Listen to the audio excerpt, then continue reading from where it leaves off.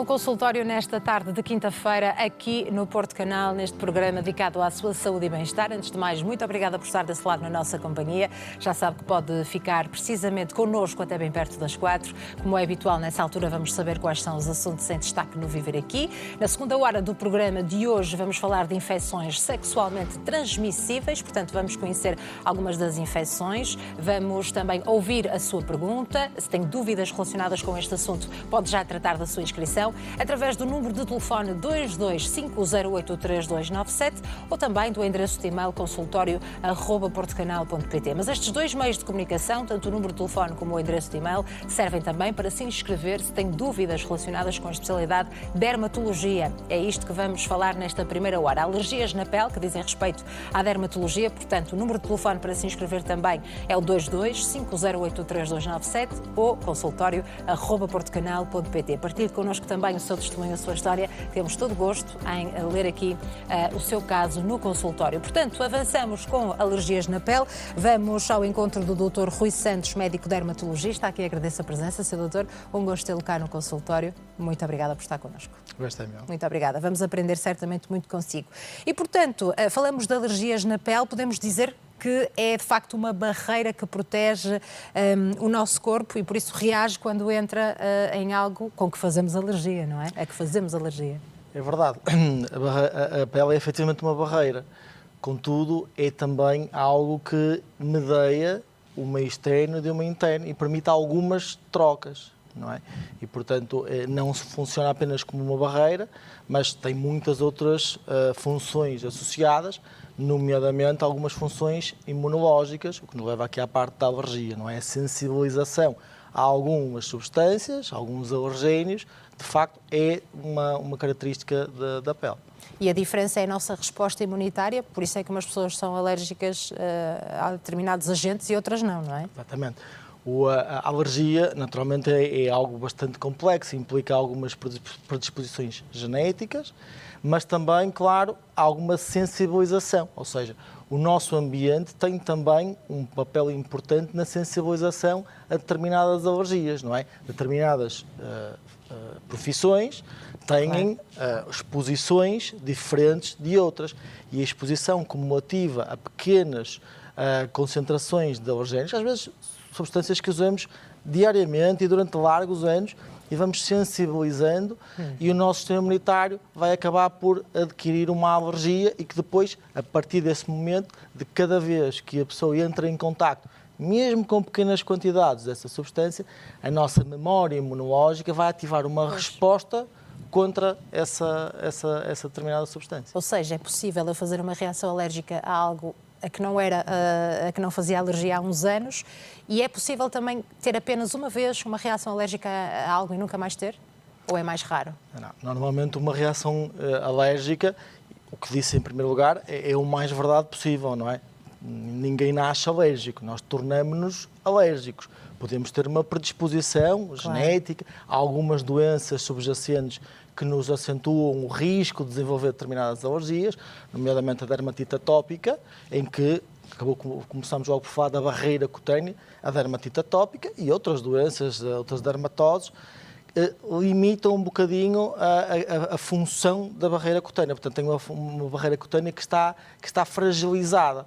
E dessa forma, de facto, facilita a penetração, o contacto. Não devia acontecer diretamente, devia ser mediado por uma barreira.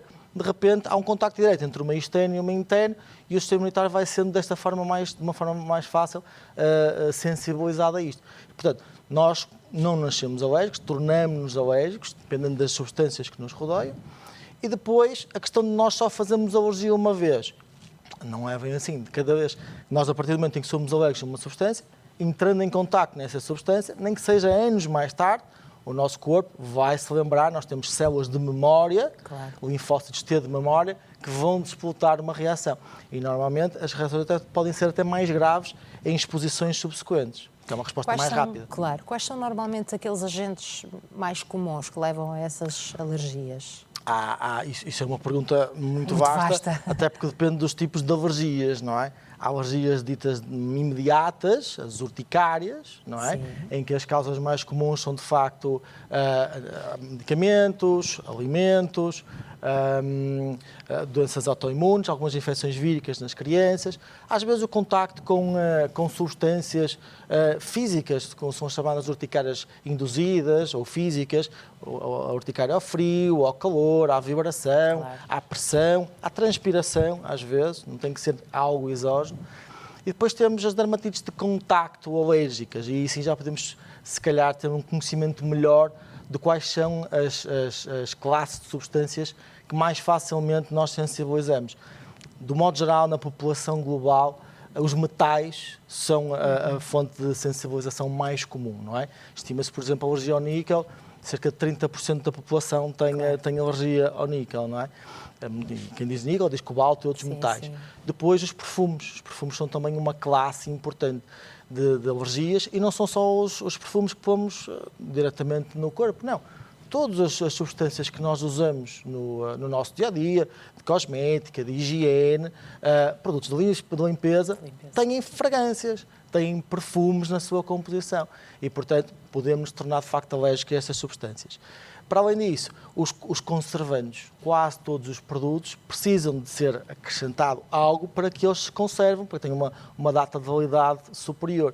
E, portanto, estes conservantes são, de facto, uma fonte importante e cada vez mais reconhecida de alergias, nomeadamente uma substância chamada metilisotiazolinona, que ainda não está completamente controlada. Aliás, fala-se de uma epidemia da metilisotiazolinona, porque, de facto, é ainda parte importante de muitas substâncias e, às vezes, outras coisas do uso diário, por exemplo, nas unhas de gel, das tintas, algumas tintas que aerosolizam estas substâncias e que depois nós entramos em contacto com eles e sensibilizamos. Estes são os mais comuns, mas existem alergias às colas, às resinas, às tintas do cabelo, às plantas, antibióticos tópicos, corticosteroides, enfim, uma panóplia grande de alergénios que são capazes de sensibilizar. E isto são aqueles que normalmente nós testamos, quando nós temos uma suspeita de uma dermatite de contacto, faz parte do estudo da doença os chamados testes epicutâneos. Portanto, são testes que são aplicados diretamente sobre a pele, sem picada, portanto, é uma reação sobre a pele, e estes testes são aplicados normalmente nas costas e lidos para a de 48, 72 horas, para verificar se de facto se a pele reagiu a algum daqueles componentes que nós testamos. Portanto, mas é o próprio componente que é colocado na pele para ver se a pele reage, não é? Não são os produtos próprios, embora isto também possa ser feito com alguma cautela, com um dermatologista ou um imunologista que tenha alguma experiência, não é? Mas existe a chamada bateria standard, ou série básica, do Grupo Português de Estudo de Dermatites de Contacto, que é um grupo da Sociedade Portuguesa de Dermatologia e que anualmente emite um boletim que, mediante as sensibilizações mais comuns dos anos anteriores, dá uma recomendação de quais serão o conjunto de alergénios que devem ser testados com mais frequência na população em geral. E neste momento essa bateria consta de 33 grupos de alergénios. Claro, porque pode ser difícil, de facto, a própria pessoa identificar aquilo a que foi alérgica. Há situações em que são mais evidentes e normalmente essas situações não chegam ao dermatologista, não é? A pessoa que faz alergia às suas joias, aos seus brincos, aos relógios, ao botão das calças, ao cinto, automaticamente percebe que é uma alergia aos metais e não vai procurar ajuda, é por demais evidente. Outras vezes, não, é um trabalho às vezes de detetivesco, andamos à procura, como disse depois, imagino que temos uma cabeleireira, há séries de alergénios específicos para aquelas cabeleireiras, há chamadas baterias das cabeleireiras, há a bateria dos pasteleiros. Portanto, tem a ver também com os grupos de risco, não é? Tem sobretudo com os grupos de exposição, sejam profissões, funções, sejam áreas da pele. Não é? Temos a bateria dentária, temos uma série para o calçado, uma série de vestuário, uma série para os antibióticos. Portanto, a série básica é para toda a gente. E depois, mediante o doente em concreto e as exposições específicas daquele doente, podemos então selecionar outras séries complementares. Claro. Tá bem? Portanto, aqui o historial clínico também é muito importante e a pessoa saber partilhar muito bem, não é, com o seu médico como é que chegou ali àquela situação. É fundamental e por vezes as pessoas não conhecem, e é normal, não conhecem os agentes, nomeadamente agentes químicos, com que contactam. No trabalho, é normal, porque às vezes tentamos em contacto e não andamos a ver os rótulos, às vezes eles nem estão disponíveis, mas às vezes mesmo em casa nós não sabemos a composição dos nossos shampoos, gel de banho, cosméticos, os produtos de limpeza. Não é uma coisa que seja rotineiramente feita. E, portanto, às vezes temos que ir ao contrário, andar à procura de umas substâncias e depois de as identificar, o tratamento passa por aí. O tratamento passa por aí. Passa por depois andar rótulo por rótulo, a encontrar ou tentar encontrar exatamente aquela substância a qual nós verificamos uma reatividade. Claro, e pode ser difícil, de facto, como disse, e bem, é uma investigação. É quase detetivesco. E infelizmente, há muitos são os casos em que não conseguimos chegar a uma conclusão. E isso é outra coisa que é importante perceber. Mesmo quando uns testes são negativos, nós não conseguimos dizer à pessoa que não tem uma alergia na pele. Nós conseguimos dizer é que não respondeu às substâncias que foram pesquisadas, que é uma amostragem de um universo de alergénios vastíssimo, não é? São milhares de alergénios com que nós contactamos todos os dias. Sr. Doutor, portanto, muitas vezes quando testamos um novo cosmético, por exemplo, ou melhor, utilizamos um novo cosmético sem testar, estamos a arriscar. Sim, sobretudo se a pessoa já tiver um historial prévio de reação, está. Normalmente o que nós fazemos, ou recomendamos, é fazer, de facto, os chamados testes abertos, ou a aplicação em área expert, e esperar para ver a reação uns dias e verificar se reage. Se reagir, já sabe que o componente ao qual é alérgico está lá e aquele cosmético é para eliminar. Se não, pronto, dá para arriscar. E que tipo de reações são essas? Para além da vermelhidão, da comichão, podem ir um bocadinho mais além, serem mais Existem graves? sempre as dermatites de contacto alérgico, que é o que estamos aqui a falar. Incorporam sempre as dermatites agudas e as dermatites crónicas. As dermatites de contacto alérgico agudas normalmente têm um eritema, um vermelhão vivo, às vezes até uma sensação, para além da comichão, às vezes uma sensação de ardor, e podem de facto descamar um bocadinho. As lesões mais crónicas têm aquilo que nós chamamos de uma liquenificação. É um espessamento da pele. A pele fica literalmente grossa, engrossada e pode fissurar, não é? Claro. Chega a gritar e que é muito limitador para as pessoas que têm esta situação porque causa dor física, de facto, quando a pele abre. Portanto, o principal é identificar o agente que causou aquela reação alérgica, não é? É o essencial. Mas depois, que tipo de tratamento é que existe? Claro. Primeiro, não estar mais em contacto com aquilo que é alérgico. Esse é, sem dúvida, o tratamento, não é? A cura de qualquer alergia é não se expor ao agente ao qual nós somos alérgicos. Mas há pessoas que têm muita predisposição para ficarem com estas reações na pele quase por tudo, não é? Mas é isso.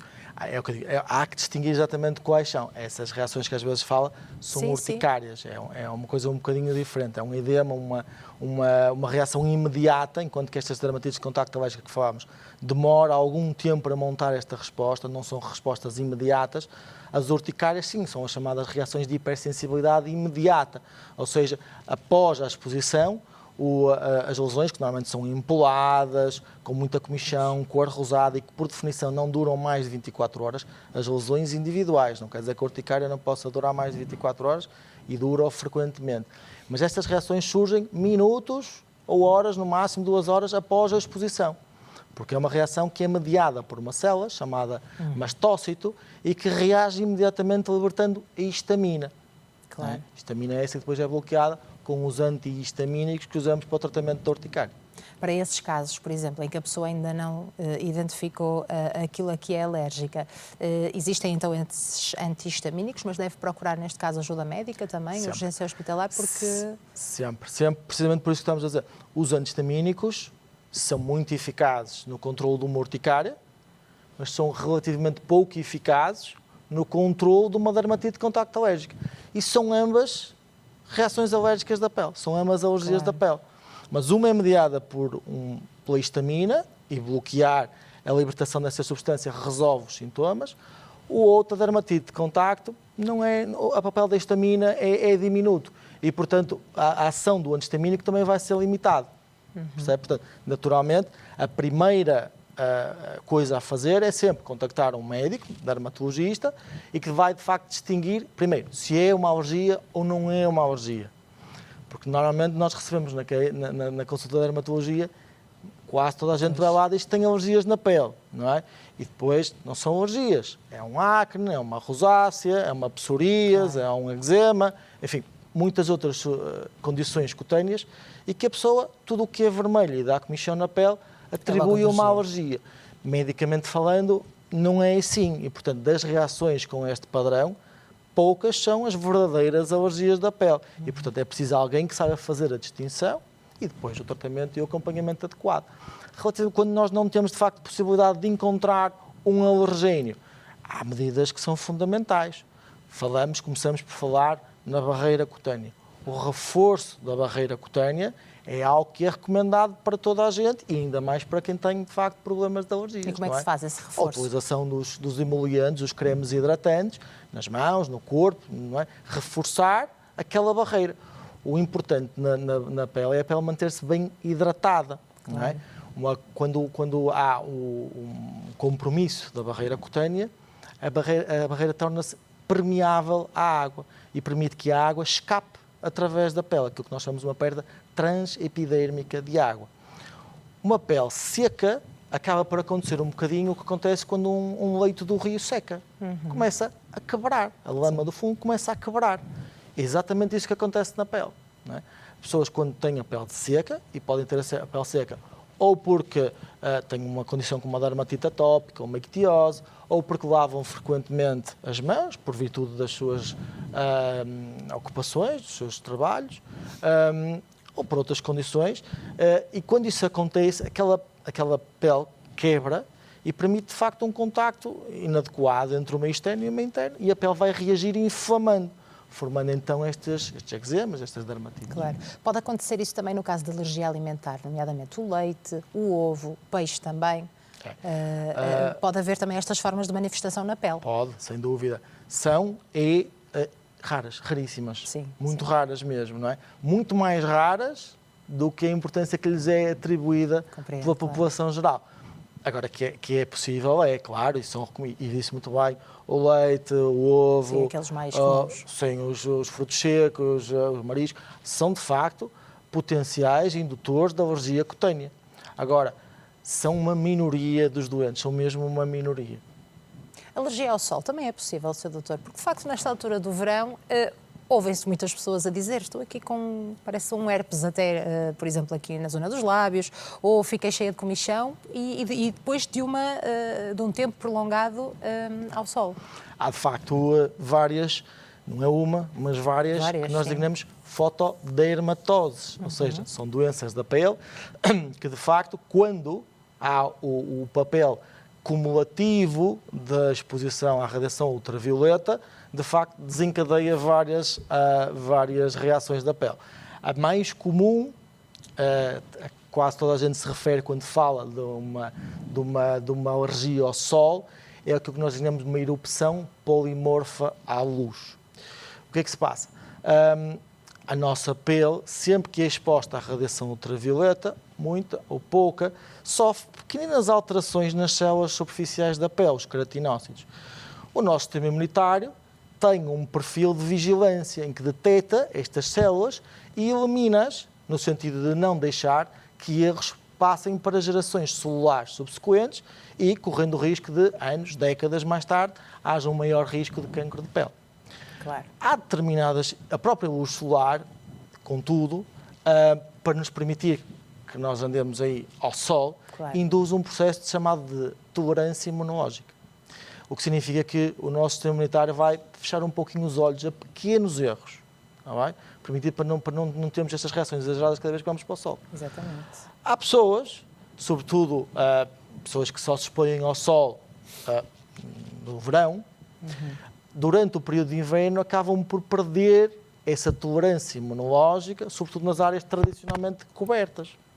O que significa que o sistema imunitário vai atuar de forma exagerada logo nas primeiras exposições ao sol e vai dar, de facto, uma multiplicidade de fatores. Um eczema, tais manchas com muita comichão, descamar, que podem atingir ou atingem normalmente as zonas normalmente cobertas, normalmente poupa, por exemplo, a cara e as mãos. Porquê? Porque são áreas que estão cronicamente expostas e esta tolerância imunológica nunca é perdida. está bem? E, portanto, isto é um exemplo, é o mais comum das chamadas alergias ao sol, mas existe uma variabilidade grande delas, nomeadamente, estávamos a falar da urticária solar, uma reação com aquelas lesões elevadas, com muita comichão, que surge em minutos logo após a exposição solar. Uma situação rara e difícil de contornar, porque a pessoa não se pode mesmo expor ao sol. E depois existe uma série de outros fatores, falou do herpes, que de facto pode ser induzido por uma exposição solar, entre muitas outras causas, reações fototóxicas e fotoalérgicas, que são bastante comuns. Temos uma população que faz bastante medicação e parte desta medicação tem propriedades fotorreativas. Ou seja, tomar um medicamento isolado não causa uma reação, quando a pessoa toma a medicação e se expõe cumulativamente ao sol, aí sim vai desencadear uma reação. Está bem? E mais uma vez, é preciso aqui, não há um teste para nós conseguirmos fazer uma análise, olha, é disto. Não, há que fazer uma cronologia, quando é que surgiram os sintomas, quando é que se iniciou a medicação, quais foram as medicações, quando os doentes são polimedicados às vezes é um problema, não é? E às vezes há medicações que nós não podemos suspender. Não é? E, portanto, aqui é uma situação complexa e que existe, de facto, um acompanhamento especializado. E, de uma forma geral, esta reação da alergia na pele pode-se manifestar também em várias partes do corpo, não é? Mãos, pés, pernas, cara... A alergia pode-se manifestar em todo, desde o couro cabeludo à ponta do pé. As alergias podem surgir, literalmente, em todos os estratos etários e em qualquer zona anatómica do corpo. Muito bem. Sr. Doutor, muito obrigada pela sua presença e por esta explicação. Vamos agora ouvir as dúvidas de quem nos acompanha. Portanto, dúvidas relacionadas então com alergias cutâneas ou, se preferir também, dermatologia. Cá estamos para tentar ajudá-lo a esclarecer todas as suas questões. Portanto, 225083297 é o número de telefone que pode utilizar para se inscrever. Número 225083297 ou, se preferir, pode também enviar a sua pergunta para o endereço de e-mail que temos à disposição, consultório@portocanal.pt. Vamos fazer um curtíssimo intervalo, são apenas uns minutinhos de pausa e já regressamos consigo com a sua participação nesta tarde de quinta-feira. Até já.